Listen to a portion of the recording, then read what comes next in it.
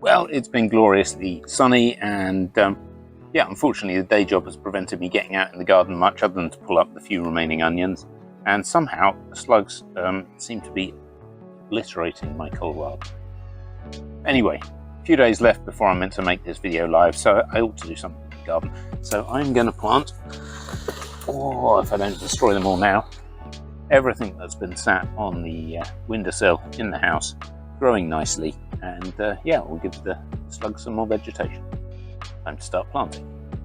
Man versus slug. Laid out all the pots so you can see my cunning plan for planting rather than just watching me plant. So I'm going to put in the few remaining kohlrabi, sort of 45 degrees, sort of in triangles, with the other kohlrabis, and you can see here, look, this kohlrabi is doing fine. It's survived the slugs, but one next to it is looking distinctly sad. Still has one leaf.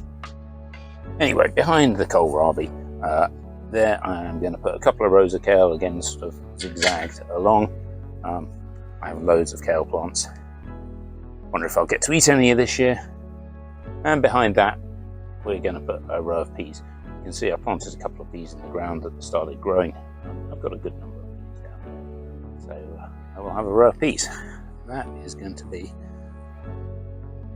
the planting we're doing in the lower raised bed for the late summer. It wouldn't be man versus slug without at least one shot of me tipping a pot upside down, digging a hole, and whacking the plant into the ground. So here you go. This is what planting looks like if you haven't seen it a million times before.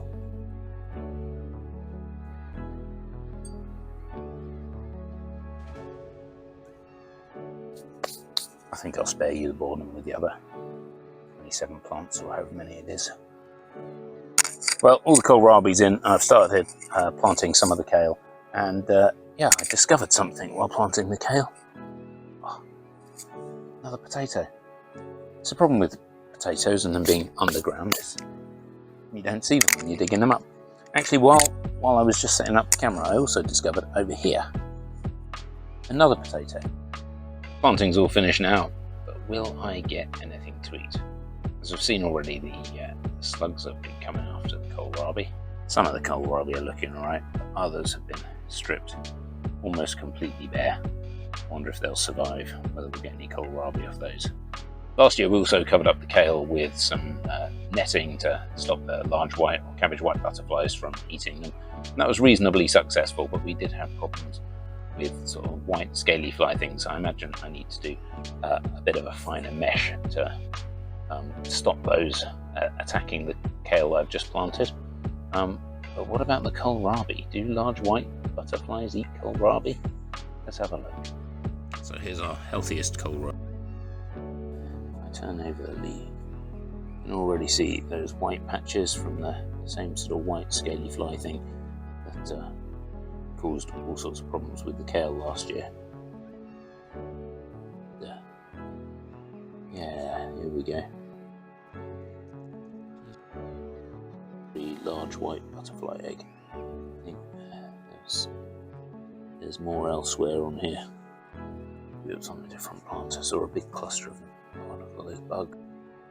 Yeah, look, there's another egg, and some of these bugs as well. So there we have it. Kohlrabi are going to be suffering from slugs, large white butterflies, and the white scaly things, which I probably should look up what they're called, because it would sound a little bit more professional if I did.